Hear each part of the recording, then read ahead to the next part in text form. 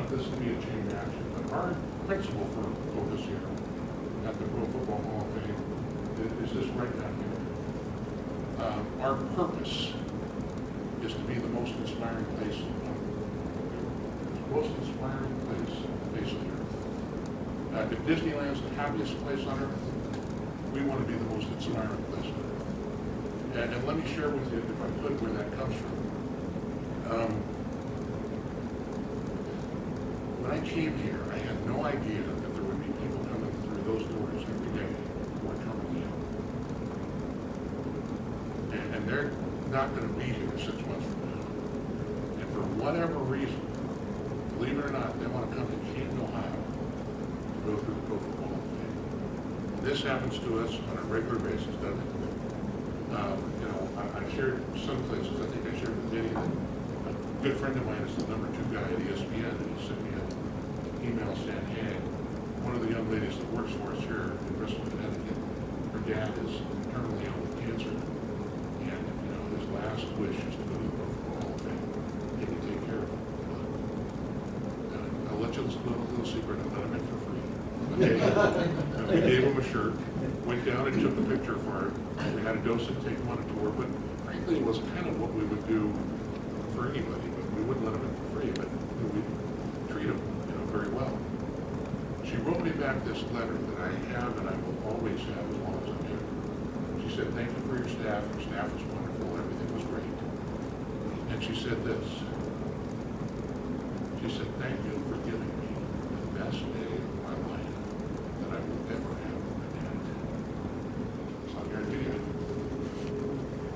It's incredible what this means to people. And to some it means excellence. To some it's their team. To some it's because they watched it on TV and with their family and their dad and they came together. But you know, to some it's, you know, maybe they get inspiration from that.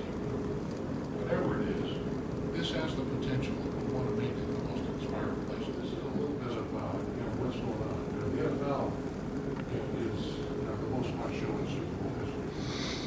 Last year, of the top 50 TV shows, 46 were NFL games. I got problems. 46 out of 50 were NFL games. 25 of the top 25. And here's an interesting statistic. You heard Jerry Jones say it the other night. Of all the people who say that they're NFL fans, only 7% will ever step inside the stadium. And then incredible 93% will watch it on TV and never go to the games. And the reason I'm saying that to you is that there's 32 clubs, including the Cleveland Browns, the Pittsburgh Steelers, and the Cincinnati Bengals, and they got 7% of the market share. Canton, and by the way, they only get it 8 days a year. Canton can get it 365 days a year, or at least 363. We're closed on Christmas and Thanksgiving. But you can get it 363 days a year. We can get the other 93% that never get to go to the game. That's our market from a business standpoint. It is a standard for excellence, and now it even has a social market. So all of that gets us to Hall of Fame Village.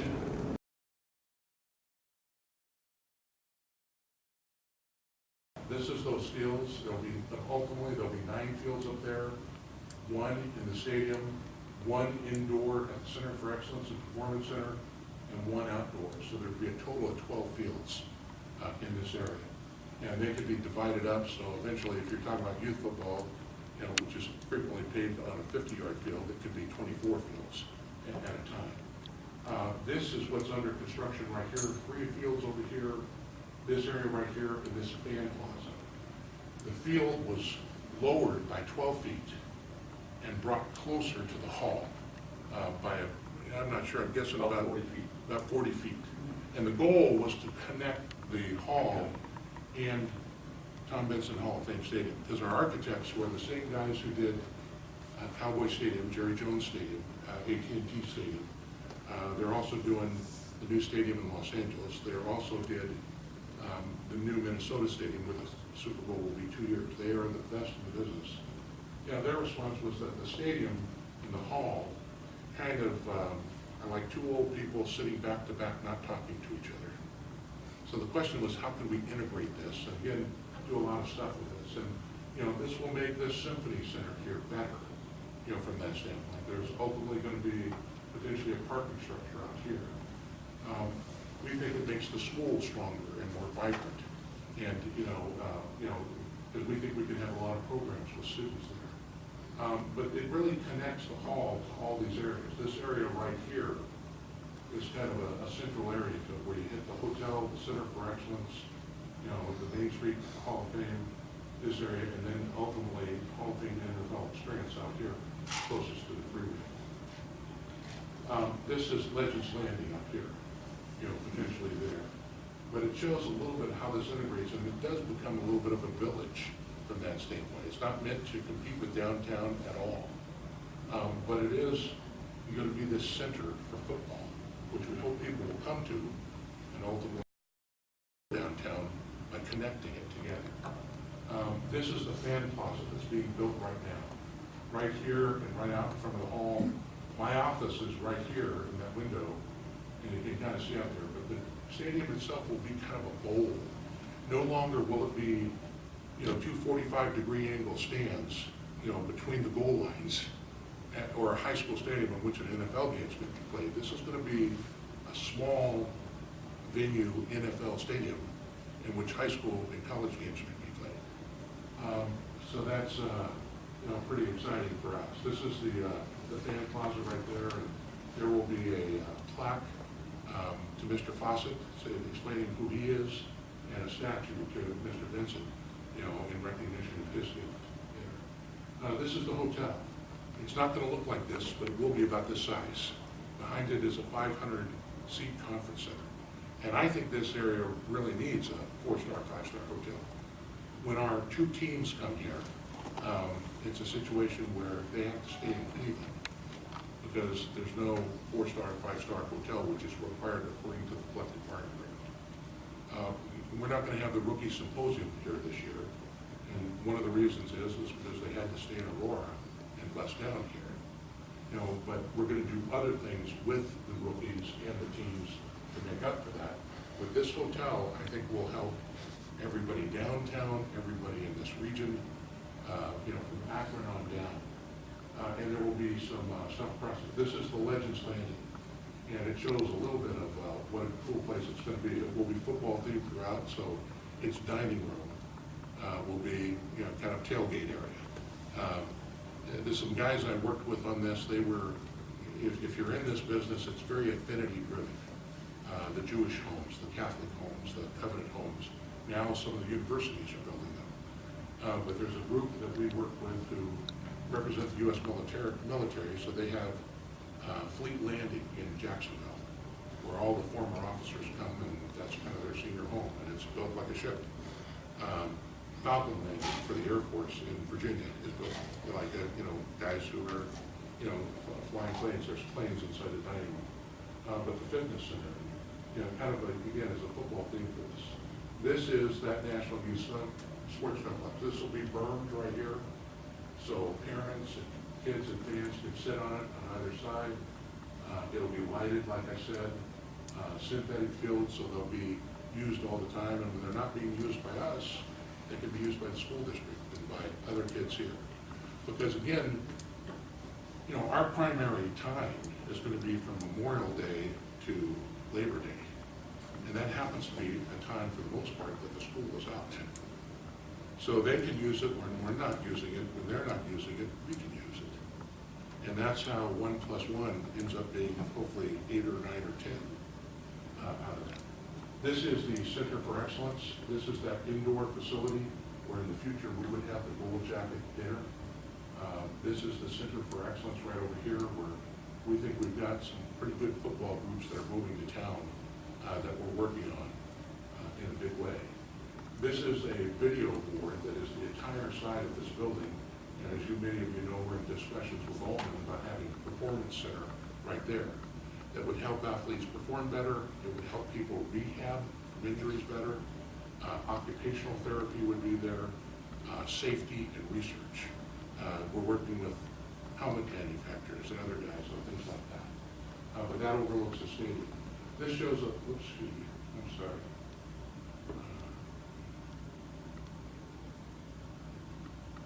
This overlooks that stadium. This is the stadium right here.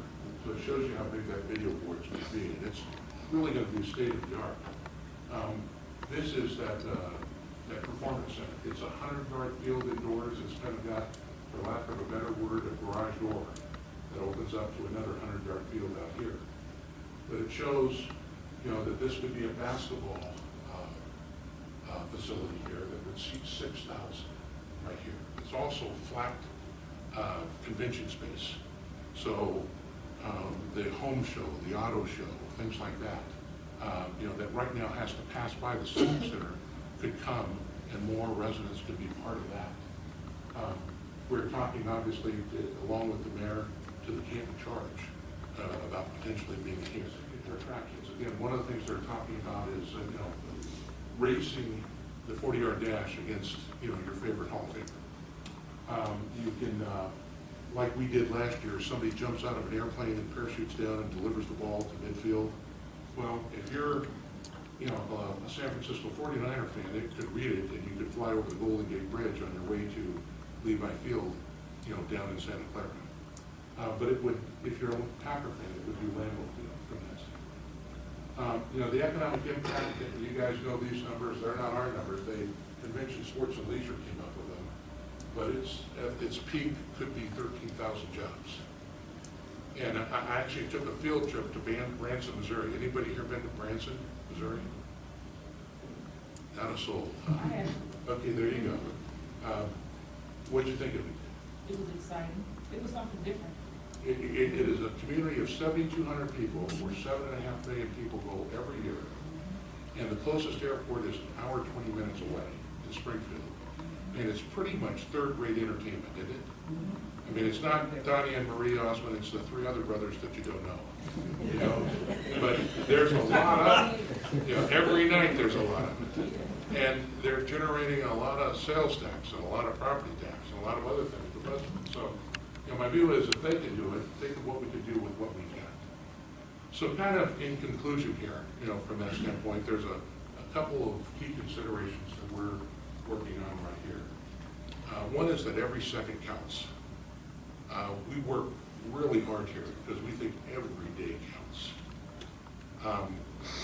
A good friend of mine, Casey Wasserman, is the chairman of the effort in Los Angeles to bring the Olympics there in 2024. And he spends 60 hours a week on that right now. And so do 100 other people. And that's 8 years away. For us, the 100th season of the NFL, you know, the draft can be in 2019. The 100th season is 3 years from now. And the centennial is on September 17th of 1920. And I'll tell you, that could be a huge day. I think it could be the biggest day in the history of Canton.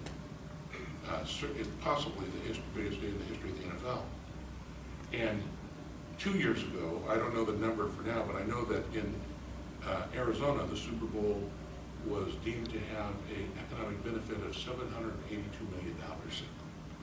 And I think this will be Ohio's Super Bowl. And we've got that because this is where the game began. And we've had conversations with the commissioner and with Jerry Jones and with other guys. You heard what Jerry had to say.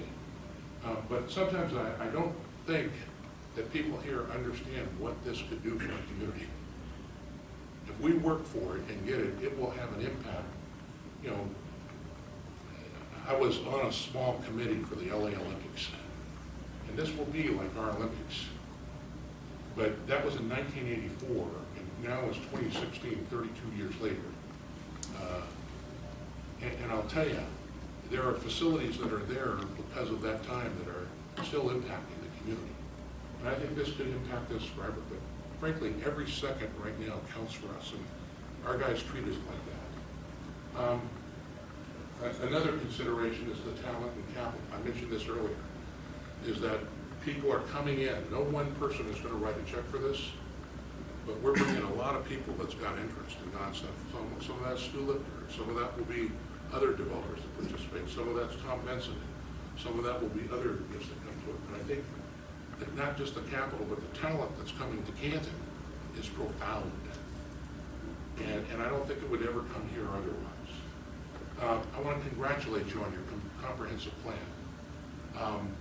You know, Fonda was nice enough to bring, you know, Mr. Buki around. And when the first time we talked, you know, I thought it was mostly design standards. And the question was, where's the economic engine out of this?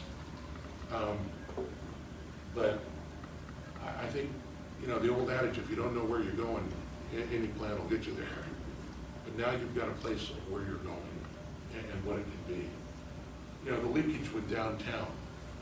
I know the mayor is aware that Representative Shearing has in his budget $250,000 for a study that would help determine how Hall of Fame Village can connect to downtown.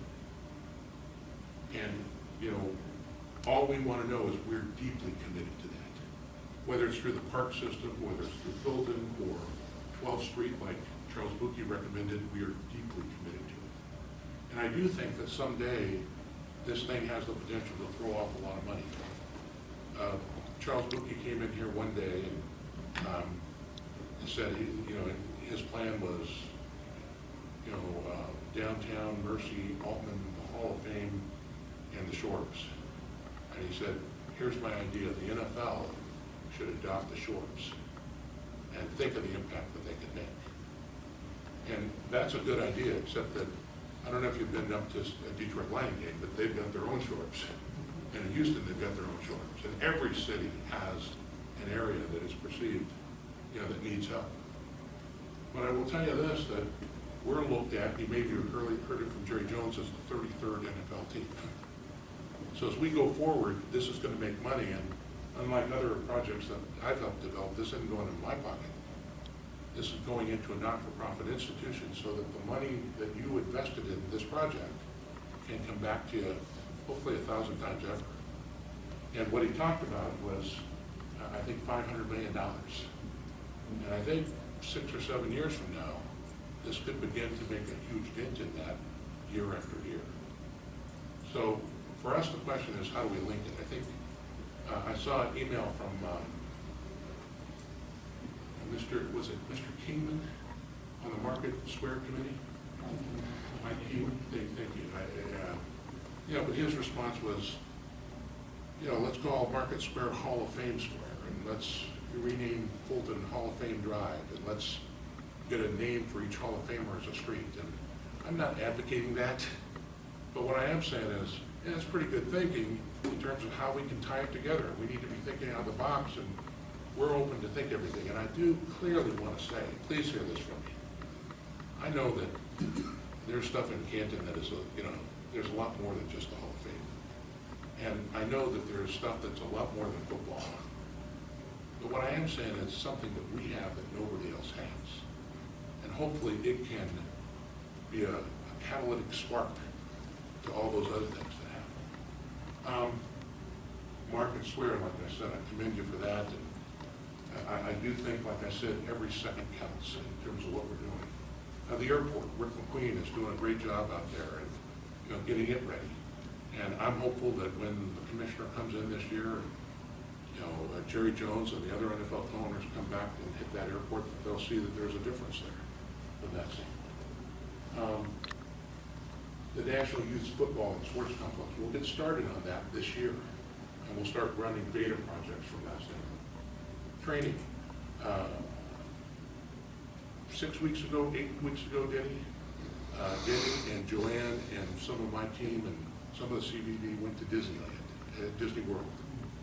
And we've talked to the folks at the Disney Institute about training all our people, our volunteers, our people in Hall of Fame Village, so that when people do come, they can have a world-class experience. And they'll rave about it so that they talk to people and bring them back. And respectfully to all the good people who have built this thing before a guy like me came along. You know, we love our volunteers. And we had, I don't know how many appreciation parties that first year, but it was a lot of them. But, you know, one of the things I noticed is we didn't have any training, you know, parties. And so there's so many good people that really want to be involved. So how can we train them to make them effective? So we're working with the Chamber and the CBB on doing that. the Center for Excellence, I think, has got a chance of being something special. The Black College Football Hall of Fame, they announced 3 weeks ago that we were working on a letter of intent that we hope to have at board, where the Black College Hall of Fame can come here and be a part of the Pro Football Hall of Fame. And we are excited about that. Of our 303 guys, our 171 living Hall of Famers, there are 29 that came from historical black colleges. And these were guys who, back in that day, could not play like they do now at Alabama or USC or other places. Now, if you can run a 4.3, it doesn't matter what race you're from, what gender you're from, where you're from, they're going to find you, and you're going to be in that school. But if we don't tell this story now, all those guys in that story will be forgotten. And so we think this is a great opportunity. I also want to say in this regard that Councilman West has worked with us in the Minority Business Council, because we have in our agreement with IRG that Hall of Famers, minority business community, and local businesses have a right to be at the table. It doesn't automatically mean that you're going to get the work, but it does mean that you're going to be at the table. And we've gone over this. I haven't been at every meeting, but I've probably been at 3 or 4 meetings. And I know Dave Motz has been at 4 meetings. And what we're trying to implement, and we're not perfect, we're not going to get it right every time, but boy, we're sure going to try. If you're familiar with the Rooney Rule, Ambassador Rooney is one of our Hall of Famers. And it was a situation where it helped Tony Dungy be one of the first African-American coaches to win the Super Bowl. But basically it said if you're going to hire somebody, then you don't have to hire an African-American because it's African-American, but you should interview, one person of color, and at least consider that. You can hire whoever you want, but let's make sure you get some guys into the interview process. And over time, you can see what it's done to help the National Football League. So we're trying to do that with a lot of our projects here from that standpoint. Anything you want to say about that, Councilman West? I just think there's a lot of energy in the minority business community towards this project, and we're excited about it. Well, you've been great about it. You've been great about letting people know that they got to earn it too. So it's been good. A game for life. I told you a little bit about that holographic locker room that I think will be pretty special, and the Hunt Cash Line card collection. And also we're developing an alliance with the Medal of Honor Society, because these are guys who, when we had the State of the Hall last year, we had 2 guys, Don Ballard and Leroy Petrie. And Don had won his Medal of Honor in Vietnam as a medic, and Leroy Petrie was a guy who in Afghanistan had been shot in the leg and couldn't move, and he was up against the wall, and somebody threw a grenade in, and he crawled over on his arms because that's all he had, and grabbed the grenade and threw it away and lost his right hand. So he has a prosthetic hand. So when we introduce these guys, all of our Hall of Famers, of course, stand up and give them a standing ovation. But the irony, what we learned is all these guys want to do is talk about the Dallas Cowboys or the Chicago Bears or whatever. So it's a great alliance. So to me, this is what we're all about right there. That kid right there is what we're all about. And that's what Canton is all about. That's what this game is all about. And I told those owners in the NFL that that's what they need to be about. And that's why I think you hear it from Jerry Jones of how valuable the Hall of Fame is to them. So, I appreciate you guys. Hopefully you saw some new stuff here on Hall of Fame Village. I appreciate you hearing a little bit about the philosophy and about the values. Because I think that's something that you have, that we have, that nobody else has. If this seems like evangelical church of football, that's because I believe it is. And you're all politicians, you all run for office, you all got to raise money, and I've done that too. I know how hard it is. But I look at our presidential race right now, and I don't care who you're for. I don't care whether you're Republican or Democrat. I can tell you that America needs what you have. And so we are fighting to get this stuff built. We are fighting to raise the money for it. We are attracting talent. I think we are right where we wanted to be.